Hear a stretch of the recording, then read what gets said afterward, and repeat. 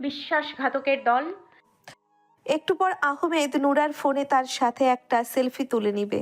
তাদের এসব কাহিনী দেখে রোজার মাথায় আগুন ধরে যাচ্ছিল। শেষমেশ রোজা একবার বলল, অহনা, কাউকে বলে দাও যে এটা তার নিজের বাড়ি না, যে পায়ের ওপর পা তুলে এখানেই বসে থাকবে। আহমেদ রোজার কথা শুনে ভ্রু কুঁচকালো। অহনা ইঙ্গিতটা বুঝতে পেরে বলল, ম্যাম, আমরা ডাইনিংয়ে গিয়ে একেবারে বসি, সোফায় স্যার বসে থাকুক। আহমেদ সাথে সাথে বলল, আরে তোমরা গিয়ে বসবে কেন? এখনও কি খাওয়া দাওয়া হবে নাকি?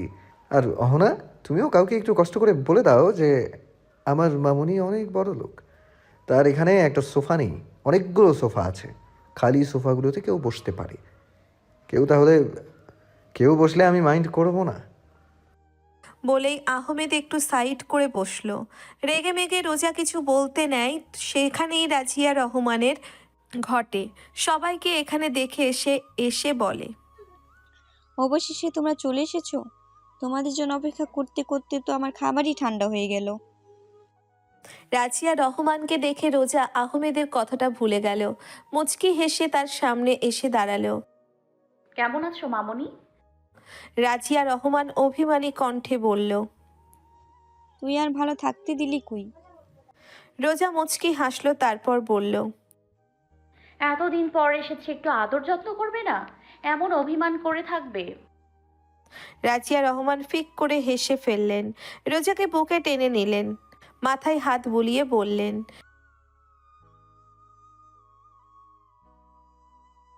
নাহিদকে বলল, আন্টি, আপনি সবসময় এই কথাটা কেন বলেন বলেন তো? রাজিয়া রহমান হেসে বলল, সোজা তো আর যেই সেই কাজ করে না, জীবন মরণের মাঝে কাজ করে। কখন কি হয়ে যায় কোনো গ্যারান্টি আছে? সব সময় কতটা ভয়ে থাকি আমি ওকে নিয়ে। অহনা এবার অনুমতি নিয়ে আসলো রাজিয়া রহমানের সামনে আর বলল, এই যে মামুনি, এই মেয়েটা আমাদের নতুন মেম্বার, নাম হলো নুরা।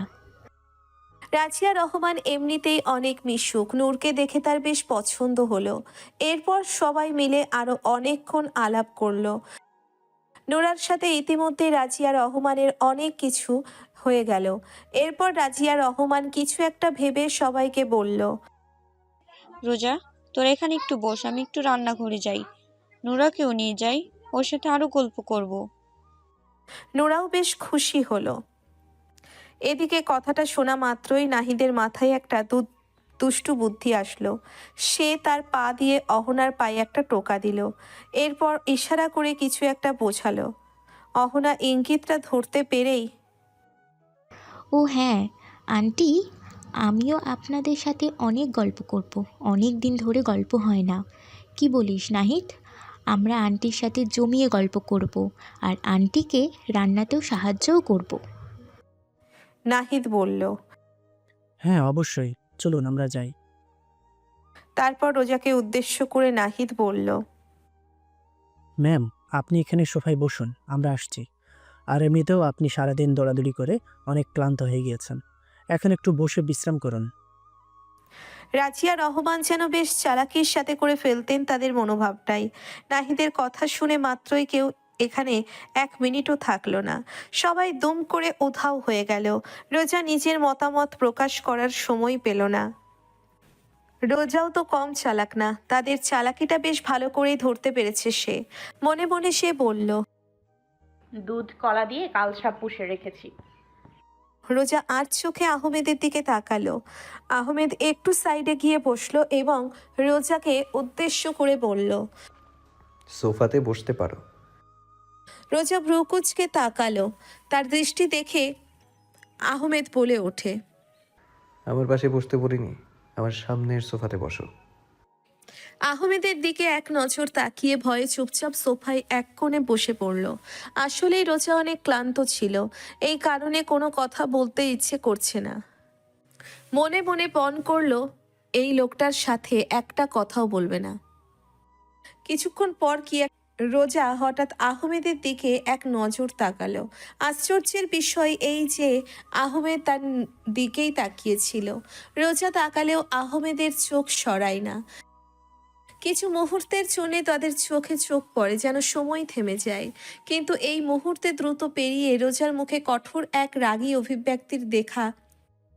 কিছু মুহূর্তের জন্য তাদের চোখে চোখ পড়ে, যেন সময় থেমে যায়, কিন্তু সেই মুহূর্ত দ্রুত পেরিয়ে রোজার মুখে কঠোর এক রাগী অভিব্যক্তি দেখা যায়। চোখে ঝলকানো রাগ, ঠোঁটের কোণে চিলকানো, যেন চিরকাল তাকে অপছন্দ করতেই শিখেছে। কিছুটা হতবুদ্ধি হয়েও আহমেদ নিজের জায়গা ছেড়ে নড়ে না, বরং সেই একই অবজ্ঞার ভঙ্গিতে তাকিয়ে থাকে রোজার দিকে। রোজার মুখে পরিষ্কার রূপ আর অভিমানের ছাপ। অনেক বছর আগে তারা দুজনেই একে অপরের জীবন ছিল, অথচ অতীত। কিন্তু দুজনে মনে এক মুহূর্তেই সব পুরনো স্মৃতি ভেসে উঠল। রোজার মনে এতটাই তপ্ত যেন সে এখনই কিছু বলতে চায়, কিন্তু নিজের ভেতরকার অনুভূতি চেপে ধরে। আর ভেতরে যত রাগ, অভিমান, সবকিছু চূর্ণ বিচূর্ণ হয়ে যাচ্ছে আহমেদের শান্ত নির্বিকার মুখ দেখে। যতই সে বাইরে বলুক আহমেদের ঘৃণা করে, কিন্তু সত্য হলো এই যে সে এখনো এই মানুষটাকে পাগলের মতো ভালোবাসে।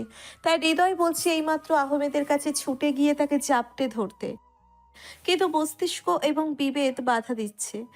মস্তিষ্ক মনে করিয়ে দিচ্ছে তার সেই অতীতের কথা, বিবেক স্পষ্ট করে বলে দিচ্ছে কোনো একজনের স্বার্থপরতার কথা। একটা অদৃশ্য টান দুজনকেই একে অপরের দিকে আকর্ষণ করছে, অথচ মুখে সেটা প্রকাশ করতে পারে না কেউই। তাদের মধ্যে ছড়িয়ে থাকা আবেগের সেই গোপন প্রবাহ এখন তাদের শাসন করছে, কিন্তু মুখে বেরোনোর ভাষা নেই। ঘরে এক ধরনের নীরব টানপোড়েন, চুপচাপ তবু তীব্র, গভীর আর অসমাপ্ত। কিছুক্ষণ পর রোজা মুখে এক ধরনের ব্যঙ্গের হাসি এনে বলে, আজ এখানে না আসলেও পারতেন আপনি মিস্টার সাদ আহমেদ। আহমেদও মুচকি হেসে কাঁধ ঝাঁকিয়ে নির্বিকার গলায় জবাব দেয়। কেন? পুরনো অনুভূতি জেগে উঠছে। রোজা ফট করে তাকালো আহমেদের চোখের দিকে, আবার সময়ের মধ্যে চোখ ফিরিয়ে আনলো। আহমেদের চোখের দিকে সে আগে থেকেই কোনোভাবে তাকাতে পারে না। এরপরে রোজা বলল, অনুভূতি বলতে কোনো জিনিস আমার নেই। একরকম একসময় ছিল, কিন্তু এখন কোনো ধরনের অনুভূতি আমার মনের মধ্যে নেই। আহমেদ নির্বিকার চোখে তাকিয়ে রইল রোজার দিকে। আমারও নীরবতা বিরাজ করলো সেই স্থানে। রান্নাঘরে সমস্ত তরকারির বাটি ঠিক করছেন রাজিয়া রহমান। তার পাশাপাশি হাতে হাতে কাজ করে দিচ্ছে নোরা ও অহনা। নাহিদ এক পাশে বসে বসে আপেল খাচ্ছে। হুটহাট রাজিয়া রহমান বলে উঠলেন, সে কি, আমি তো খেয়ালই করিনি। রিয়াদ কেন নেই রে? ও তোদের সাথে আসেনি? নাহিদ আপেলে কামড় বসিয়ে বলে, না আন্টি, আমাদের সাথে আসেনি। আসলে এই কেসের কাজ ছিল তো, চিন্তা করবেন না। আসার সময় ওকে ফোন দিয়েছিলাম, এখনই চলে আসবে হয়তো। বলতে না বলতে রিয়াদ এসে হাজির হলো রান্নাঘরে। এসেই রাজিয়া রহমানকে বলল, আসসালামু আলাইকুম আন্টি, কেমন আছেন? এই তো চলে এসেছি। ভালো আছি বাবা, তোমারই অপেক্ষায় ছিলাম। এসো বসো। রিয়াদ একটা চেয়ার টেনে বসতে বসতে বলল, ব্যাপার কি আন্টি? ড্রয়িং রুমে দেখলাম আহমেদ স্যার এবং ম্যাম চুপচাপ বসে আছে, কোনো কথাবার্তা নেই। দেখে যেন মনে হচ্ছে শোক দিবস পালন করছে। নাহিদ একটা শ্বাস ফেলে বলল, ভাবলাম একা রেখে আসলে একটু কথাবার্তা হবে, তা না, বসে বসে শোক দিবস পালন করছে। বসে বসে ঝগড়া করলেও তো হয়। সমস্ত রান্না করা তরকারি সাজিয়ে রাজিয়া রহমান একটু স্বস্তির শ্বাস ফেলে চেয়ারে বসলো। বললেন, হঠাৎ করেই নোরা বলে উঠল, আচ্ছা আন্টি, একটা প্রশ্ন করব, কিছু মনে করবেন না? রাজিয়া রহমান বলেন, হ্যাঁ মা বলো, কিছু মনে করবো কেন? বলো কি বলবে। নাহিদ ও রিয়াদ উৎসুক হয়ে তাকিয়ে রইল নোরার প্রশ্ন শুনে। নোরা বেশ অস্বস্তি নিয়ে রইল। না মানে আসলে আহমেদ স্যার এবং ম্যাম। এটুকু বলতেই রাজিয়া রহমানের মুখ কালো হয়ে যায়। অহনাও একটু অপ্রস্তুত হয়ে পড়ে। নোরা বলতে থাকে, আসলে স্যার এত অনেক ভালো মানুষ, স্যারের মতো মানুষ হয় না। মিডিয়াতেও যেমন সবার কাছে উনি অনেক সমৃদ্ধ, তার থেকেও বেশি বাস্তব জীবনে উনি অনেক বেশি অমায়িক। তাও কেন ম্যাম স্যারকে পছন্দ করে না? আর অহনাপুর কাছে শুনলাম ম্যাম আর স্যার নাকি আগে অনেক ভালো সম্পর্ক ছিল, কিন্তু এখন কি এমন হয়েছে যে এমন হয়ে গেল? নাহিদ হাতে থাকা আপেলটা সাইডে রেখে বলল, গুড কোয়েশ্চেন ওরা। এটা আমারও খুব জানতে ইচ্ছে করে, কিন্তু ম্যামকে কখনো বলার সাহস হয়নি। রিয়াদও বলল, হ্যাঁ আন্টি, বিষয়টা আমারও খুব জানতে ইচ্ছে করে। আসলে হয়েছিলটা কি? এই অহনার বাচ্চা সব জানে, কিন্তু আমাদেরকে বলে না। অহনা অপ্রস্তুত হয়ে পড়ল। না ম্যাম, আমাকে তেমন কিছু বলেনি। ম্যামকে আমি 3 বছর ধরে চিনি। এই 3 বছরে যা যা হয়েছে তা আমি সব কিছুই জানি, কিন্তু এর আগে অতীত সম্পর্কে আমি কিছুই জানি না। শুধুমাত্র ম্যাম আমাকে একদিন বলেছিল যে ম্যাম নাকি স্যারের সাথে সম্পর্ক ছিল, সেটা মনে হয় ভার্সিটি লাইফে। কিন্তু এরপরে কি হয়েছে ম্যাম এই বিষয়ে কাউকে কিচ্ছু বলেনি। রাজিয়া রহমান সবার দিকে তাকিয়ে একটা দীর্ঘশ্বাস ফেললেন আর বললেন, সে তো অনেক বড় কাহিনী। নোরা স্বভাবতই অনেক বেশি চঞ্চল, তাই এই বিষয়ে সে কোনো রকম ভনিতা না করে বলল,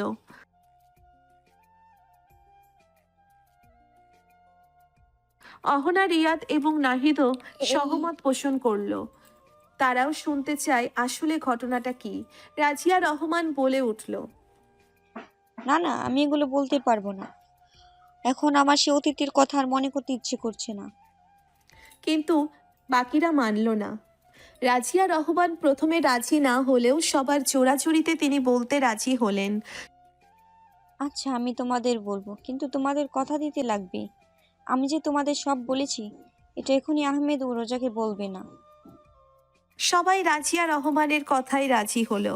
একটা বড় দীর্ঘশ্বাস ফেলে তিনি বলতে শুরু করলেন, এই গল্পটা জানতে হলে তোমাদেরকে ফিরে যেতে হবে আজ থেকে ঠিক 4 বছর আগে, যখন আহমেদ এবং রোজা একে অপরকে চিনত না। অতীত 4 বছর আগে। আহমেদের আগে তোমাদের আগে জানা দরকার রোজার অতীতটা। তোমরা এখন যেভাবে রোজাকে দেখছো, রোজা আসলে এমন ছিল না। সে অনেক ভিন্ন ছিল। এখন তোমরা যে রোজাকে দেখছো সে অনেক কঠিন ব্যক্তিত্বের, কিন্তু আগে বরং সে অন্যান্য মেয়েদের থেকে একটু বেশিই নরম ছিল। রোজার পরিবারটা অনেক মধ্যবিত্ত ছিল। রোজার মা একজন হাই স্কুলের টিচার ছিল। রোজার যখন 12 বছর বয়স তখন তার মা অ্যাক্সিডেন্টে মারা যায়। তার বাবা রমজান ইসলাম একজন গাড়ির ড্রাইভার ছিল। কোনো এক কারণে তার বাবাও প্যারালাইজড হয়ে যায় এবং তার 2 পা একদম অচল হয়ে যায়। রোজা তার বাবা মার একমাত্র সন্তানই ছিল। যখন রোজার বাবা এরকম অচল হয়ে গেল, তখন মাত্র 17 বছর বয়সেই রোজাকে পুরো পরিবারের হাল ধরতে হয়েছিল। পুরো পরিবার বলতে তো শুধু একমাত্র তার বাবাই ছিল। তার বাবার খরচ চালানো, ঔষধপত্র, তার নিজের পড়াশোনা, খাওয়া দাওয়া সবকিছুই মিলিয়েই রোজার অনেক কঠিন জীবন যাচ্ছিল। সে তবু হার মানেনি। তোমরা হয়তো একটা কথা জানো না, রোজা অনেক ভালো গান পারে। শুধুমাত্র আহমেদই না, রোজাও অনেক ভালো গান করতে পারে। সে মাঝে মাঝেই এই গান গেয়ে টাকা উপার্জন করেছে, কিন্তু কোনো রকম বড় সিঙ্গারের স্বপ্ন দেখেনি। বিভিন্ন ক্লাব, বার, রাস্তাঘাট অথবা ছোট ছোট অনুষ্ঠান, বিয়ের অনুষ্ঠান, এসবে গান গেয়েই রোজা টাকা উপার্জন করেছে। এছাড়াও রোজার বাবার কিছু জমি ছিল গ্রামে। সে জমিতে রোজা তার চাচাদের সাহায্য নিয়ে অনেক ফসল লাগিয়েছিল। ফসল খুব একটা লাভ না করলেও লস হয়নি, সেখান থেকে কিছু টাকা আসতো। তবে এই সমস্ত কিছু দায়িত্ব একমাত্র রোজার উপর ছিল। কিন্তু যত দিন যাচ্ছিল ততই রোজার পড়াশোনা খরচ, তার বাবার ঔষধ বেড়েই চলেছিল, যেটা রোজার পক্ষে চালানো অসম্ভব ছিল। যখন ভার্সিটিতে ভর্তি হলো তখন সে আরও বেশি সমস্যায় পড়তে থাকলো। অনেক বাধা বিপত্তি পেরিয়ে সে পড়াশোনা চালিয়ে যাচ্ছিল। রোজা একজন বান্ধবী ছিল, নাম হলো হুমায়রা। হুমায়রা তেমন একটা বড়লোক ছিল না, সেও রোজার মতো মধ্যবিত্ত ছিল। আসলে রোজার টাকা না থাকার কারণে তার কোনো রকম ভালো বন্ধু বান্ধব ছিল না। জানোই তো, আজকাল টাকাই সব। যাই হোক, তো এমন করে একদিন ভার্সিটিতে সেমিস্টারের ফিস চাওয়া হলো, যেটা রোজা পক্ষে দেওয়া খুবই অসম্ভব ছিল। ভার্সিটির ফিস জমা দেওয়ার তারিখের আগের দিন, যেটা ছিল রোজার জীবনের এক নতুন মোড়। সোনালি সকালে রোজা ভার্সিটি বারান্দায় বসেছিল। সে সময় হুমায়রা আসলো, তার কাঁধে হাত দিয়ে বলল। কি ব্যাপার, মন খারাপ কেন?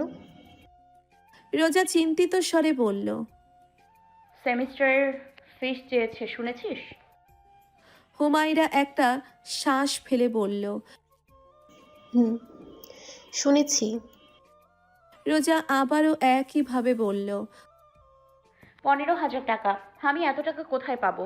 এই মাসের শেষে আমি এত টাকা এখন কোথায় পাবো বলতো? মাসের শুরুতে বাবার ঔষধে অনেক খরচ হয়ে গেছে। গ্রামে থেকে চাচা এখনো ফসল বিক্রি করে টাকাটা পাঠায়নি। আমি এখন এর মধ্যে এত টাকা কোথায় পাবো বল? হুমায়রা বলল। আমার কাছেও টাকা নেই জানিস, না হলে আমি তোকে দিতে পারতাম। আমি নিজেই চিন্তায় আছি। মা অনেক কষ্ট করে ধার দেনা করে 15,000 টাকা দিয়েছে। আগামী মাসে চলতে খুব কষ্ট হবে আমাদের। রোজা হাত কচলাতে কচলাতে বলল। আমি কি করব বলতো? সেমিস্টারের টাকাটা না দিলে এখন এক্সামে বসতে দেবে না। হুমায়রা কিছু বলতে পারল না, চুপ রইল। সেই রাতে রোজার একটুও ঘুম হয়নি। সারা রাত টাকা কোথায় পাবে এই চিন্তায় সে অস্থির হয়ে যাচ্ছিল। অনেক চিন্তা ভাবনা করেও সে কোনো উপায় খুঁজে বের করতে পারল না। অজান্তেই তার চোখ দিয়ে পানি পড়তে লাগলো। রোজা কোনো রকম উপায় না পেয়ে শেষে একটা মারাত্মক সিদ্ধান্ত নিয়ে বসলো। বিশ্ববিদ্যালয়ের একটা মেঘলা সকাল। প্রতিদিনের মতো হাজারো ছাত্রছাত্রী ছুটছে। কারো ক্লাস আছে, কারো ল্যাব, আর কারো সামনে সেমিস্টারের ফি জমা দেওয়ার কঠিন বোঝা। এই চাপে আজ রোজা পুরোপুরি ভেঙে পড়েছে। টাকা নেই বাড়িতে, জানবারও উপায় নেই, জানাবারও উপায় নেই। কতদিন যে সে খাবারের পয়সাও ঠিকমতো জোগাড় করতে পারছে না। মাথায় শুধু একটাই চিন্তা, এই দারিদ্র্য, অপমান, অসম্পূর্ণতা থেকে মুক্তি পাওয়া। একটা মুহূর্তের জন্য মনে হলো সব সমস্যার সমাধান হতে পারে যদি সে শেষটা বেছে নেয়। ভার্সিটির মূল ফটকের পাশে বড় সিঁড়িটার দিকে তাকিয়েছিল রোজা, যেন সেটা তার জীবনের শেষ পথ। আর সেই পথের শেষে একটা গভীর অন্ধকার। রোজার চোখে পানি, বুকের ভিতরটা শূন্য হয়ে গেছে। ফি জমা না দিতে পারলে আর পড়াশোনা করতে পারবে না। স্বপ্নগুলো একে একে ভেঙে যাবে। পৃথিবীটা যেন ধীরে ধীরে ছোট হয়ে আসছে তার সামনে। পা দুটো কাঁপছে, হাত দুটোও যেন আর শক্তি পাচ্ছে না। নিঃশব্দে ফিসফিসিয়ে বলল। আর পারছি না, আমি ক্লান্ত। ঠিক তখনই দূর থেকে একজন ছেলে তাকে লক্ষ্য করলো। হ্যাঁ, সেই হলো আহমেদ। সেও এই বিশ্ববিদ্যালয়ের ছাত্র, কিন্তু রোজাকে সে আগে কখনো দেখেনি। আজ হঠাৎ কেন যেন তার চোখ আটকে গেল রোজার দিকে। রোজার দৃষ্টি, তার অবস্থা দেখে আহমেদের মনে কিছু একটা সন্দেহ হলো। যেন কষ্টে ভেঙে পড়েছে মেয়েটা। তার হাবভাব মোটেই ঠিক লাগছে না তার। রোজা যখন ফটকের সিঁড়ির কিনারায় দাঁড়িয়ে এক পা সামনে বাড়াচ্ছিল, তখনই আহমেদ বুঝতে পারল আসলে রোজার মনোভাবটা কি। আহমেদ বলে উঠল। শিট, এই মেয়ে, ওখানেই দাঁড়াও। আর এক মুহূর্ত দেরি না করে আহমেদ দ্রুত গতিতে ছুটে গিয়ে রোজার হাতটা ধরে ফেলল। টেনে নিয়ে এলো রোজাকে। রোজা হাত ছাড়ানোর চেষ্টা করতে করতে বলল। ছাড়ুন, ছাড়ুন আমাকে। আমি আর বেঁচে থাকতে চাই না। ছেড়ে দিন আমাকে। কেন ধরেছেন? ছাড়ুন। এই মেয়ে, কি করতে যাচ্ছিলে তুমি? আহমেদের কণ্ঠে হতবাক হওয়ার সাথে সাথে রাগও ছিল। রোজা চমকে উঠে তার দিকে তাকালো, তার এক হাত ধরে থাকা সুদর্শন পুরুষের দিকে। রোজার চোখে নীরবতার সঙ্গে মিশেছিল হতাশা আর অসহায়ত্ব। আমাকে ছেড়ে দিন। কাপা গলায় বলল রোজা। রোজার কথায় আহমেদ যেন আরো বেশি রেগে গেল। সে রোজার হাতটা আরো বেশি জোরে চেপে ধরে বলে উঠল। এই মেয়ে, পাগল হয়ে গেছো নাকি তুমি? এদিকে তাকাও। দেখে তো তোমাকে এই ভার্সিটির মনে হচ্ছে। কি করতে যাচ্ছিলে, হ্যাঁ? মাথা ঠিক নেই নাকি? আহমেদের ধমকে রোজা একটু কেঁপে উঠল। এরকম অচেনা অজানা ব্যক্তির ধমক তার কাছে একটু বেশি ভয়ানক মনে হলো। রোজা তার চেপে ধরে থাকা হাতটার দিকে তাকিয়ে করুণ কণ্ঠে বলল। হাতে ব্যথা লাগছে তো, ছেড়ে দিন।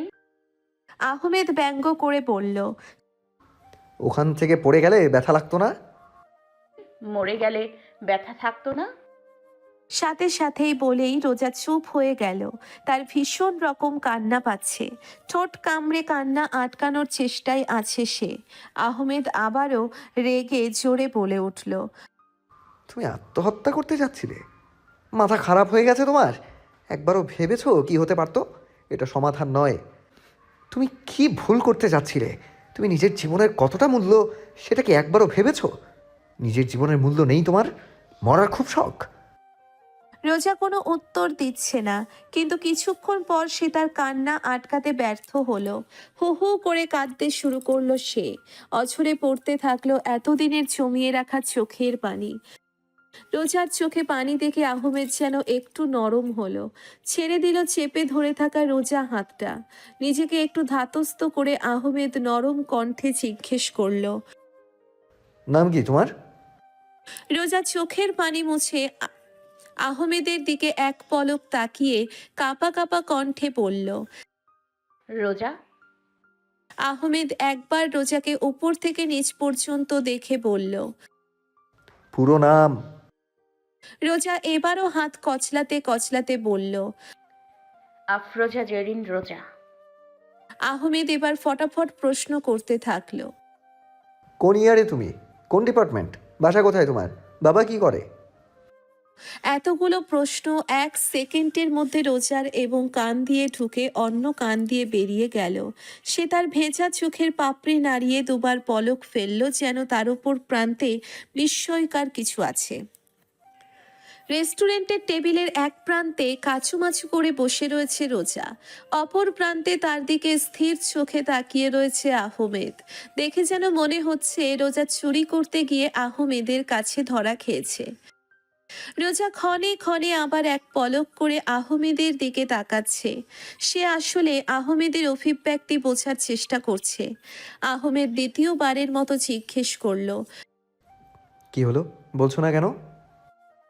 রোজা মাথা নিচু করে বলল। কি কি কি বলবো? আহমেদ স্থির কণ্ঠে বলল।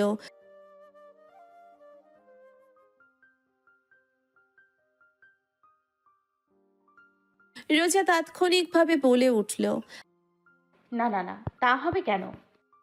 আহমেদ বুঝতে পারল যে মেয়েটা বেশ ভালোই বোকা শোকা, অনেক সহজ সরল মেয়ে সে। এই কারণে আহমেদ তার কঠিন ব্যক্তিত্বটাকে লুকিয়ে রেখে আরেকটু নরম হয়ে বলল। কি হয়েছে? রোজা চোখ তুলে তাকালো। আহমেদ আবার বলল। কি এমন হয়েছে যে আত্মহত্যা করতে গিয়েছিলে? রোজা এবার উপায় না পেয়ে সমস্ত ঘটনা খুলে বলল আহমেদকে। যদিও একজন অচেনা ব্যক্তিকে এভাবে সব বলতে তার অস্বস্তি হচ্ছিল, কিন্তু না বলে উপায় নেই।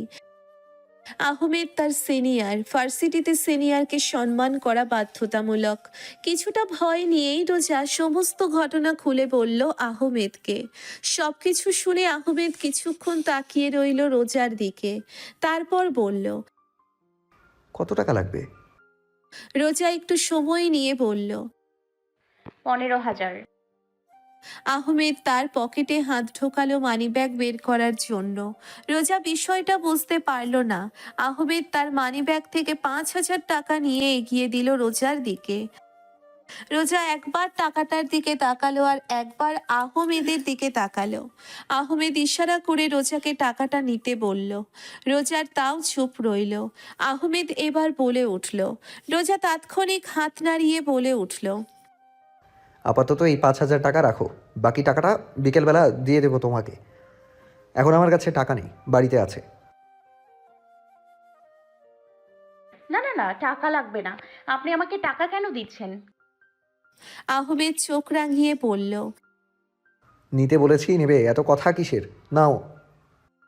রোজা চিন্তায় পড়ে গেল। সে কোনোভাবেই এইভাবে তার সিনিয়রের কাছ থেকে টাকা নিতে পারবে না।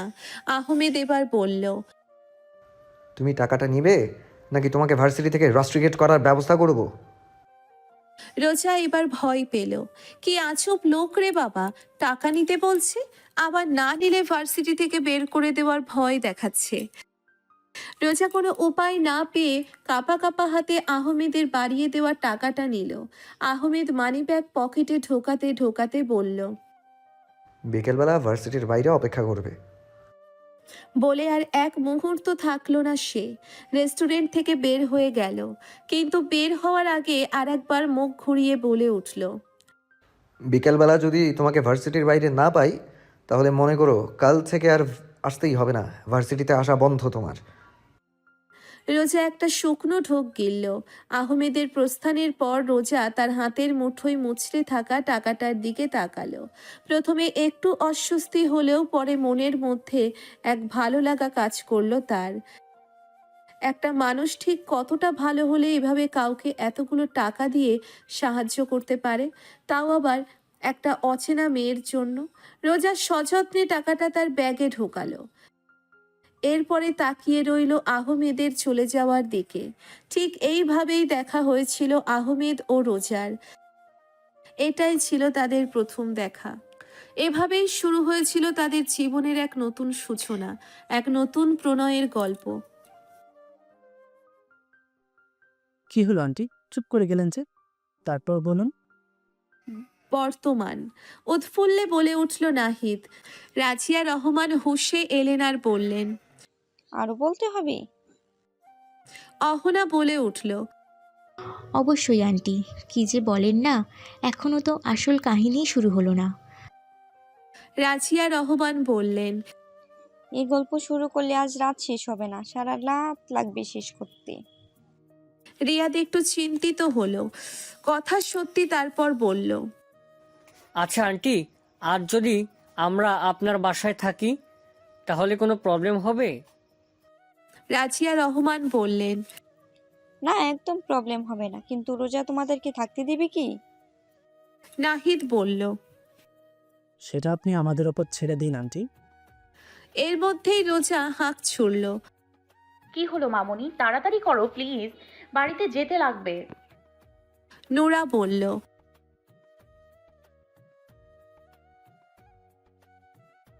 না মামুনি, দিও না, আমি মাছের মাথা নেব না, যার পছন্দ তাকেই দাও।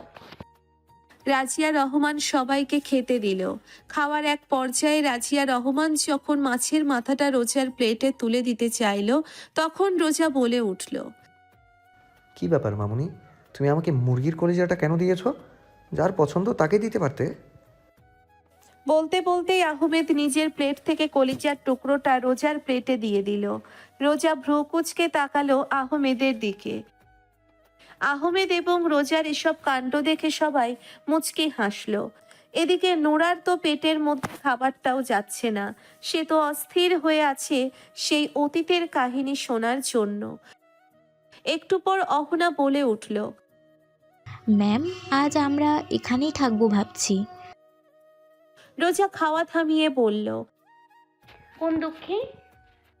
রিয়াদ চোখের ইশারা করতেই রাজিয়া রহমান বলে উঠল, আমি থাকতে বলেছি তাই। একদম ওদের কিছু বলবি না রোজা, আজ আমার খুব একা একা লাগছে। তোকে থাকতে বললেও তো থাকবি না, কাজের বাহানা দেখাবি। ওর অন্তত আমার সাথে। রোজা কিছু বলল না। অহনা বলে উঠল, ম্যাম, ভোর হলেই চলে যাব সত্যি? রোজা এইবার ছোট করে বলল, ঠিক আছে, সকাল 6টার আগেই ফ্ল্যাটে চলে আসবে। আহমেদ এবং রোজা চলে যাওয়ার পর নাহিদ, অহনা, রিয়াদ, নোরা তারা চারজনই রাজিয়া রহমানকে ঘিরে বসেছে। বারান্দায় মাদুর বিছিয়ে দিয়ে রাজিয়া রহমান মাঝখানে বসে আছে এবং তাকে গোল করে ঘিরে ধরে রেখেছে তারা। অহনা এবার উৎসুক হয়ে বলল, আচ্ছা আন্টি, তারপর স্যার এবং ম্যামের প্রেমটা কিভাবে হয়েছিল? রাজিয়া রহমান একটু অপ্রস্তুত হলেন। যতই হোক তাদের দুজনকে তিনি ছেলে মেয়ের মতো দেখেন। তাদের প্রেমের কথা তিনি বলতে একটু অস্বস্তি বোধ করছেন। রিয়াদ বলে ওঠে, আন্টি বলুন প্লিজ, আপনি বুঝতে পারছেন না, আমাদের জানাটা দরকার। নোরা বলল,